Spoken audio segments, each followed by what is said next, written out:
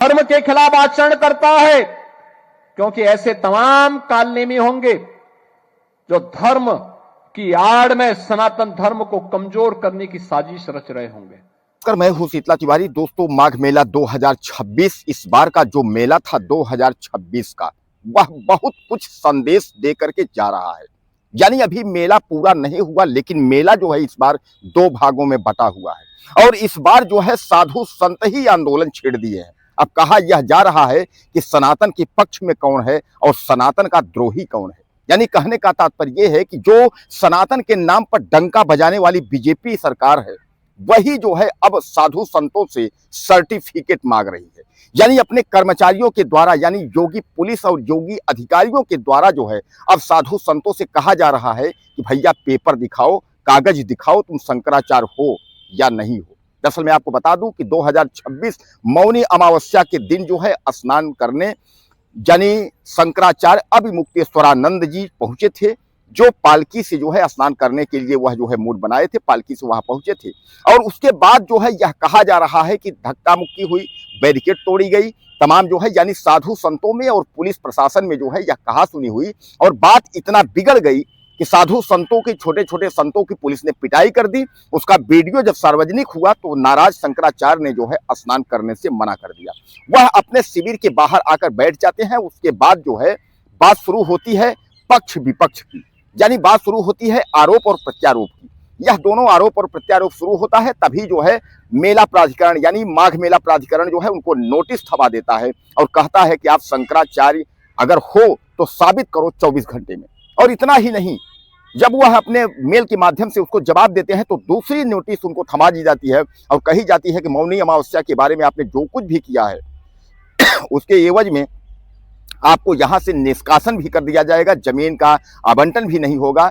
यानी मतलब जो है आप समझ लीजिए कि जो कुछ भी है अब किसके इशारे पे हो रहा है, प्रदेश सरकार के इशारे पे हो रहा है या किसी और के इशारे पर हो रहा है, अब भगवान मालिक है। लेकिन यह जरूर है कि जहां शंकराचार्य के साथ एक तरफ साधु संत खड़े हैं, वहीं जो है दूसरी तरफ जो है प्रदेश सरकार के साथ साधु संत खड़े हैं।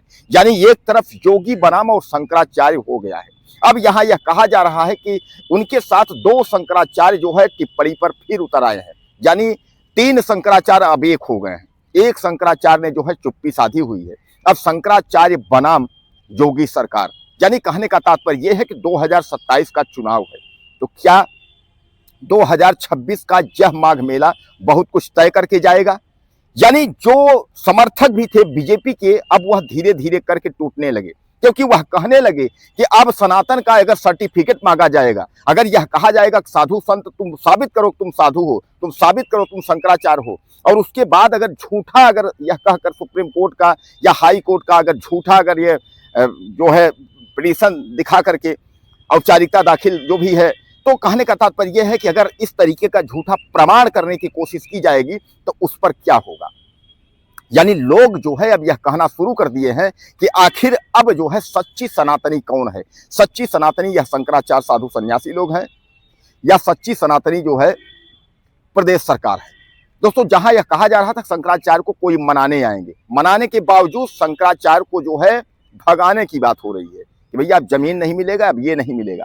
अब सवाल उस पर यह है कि अगर इसके पहले बराबर शंकराचार्य आए हैं, बराबर जो है शंकराचार्य के नाम पर जमीन मिली है, बराबर जो है उनको स्नान करवाया गया है, तो 2026 में ऐसा क्या था कि शंकराचार्य का जो है पालकी रोकने की व्यवस्था थी। कहा जा रहा है कि परंपरा था, परंपरा जो है, तो परंपरा के बारे में शायद है कि जो लोग हैं, जो जनता है, वह भी परंपरा जानती है। शाही स्नान आज से नहीं है, शाही स्नान बहुत पहले से है। शाही स्नान और उसके बाद जो है नागा स्नान और पब्लिक स्नान सब लोग जानते हैं। कहाँ महामाघ मेला, कहाँ जो है इतने करोड़ों करोड़ लोग, महाकुंभ में इतनी बड़ी जनता के बीच में जो है उनकी व्यवस्था हो गई थी। लेकिन इस बार सरकार इतने में जो है घबरा गई। यानी कुछ इसमें जो है कुछ कहा नहीं जा सकता है कि क्या होगा।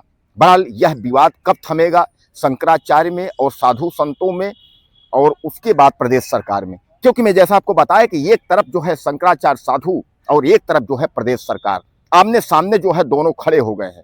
यानी योगी के सामना जो है सीधे साधु संतों और शंकराचार्यों से होगा।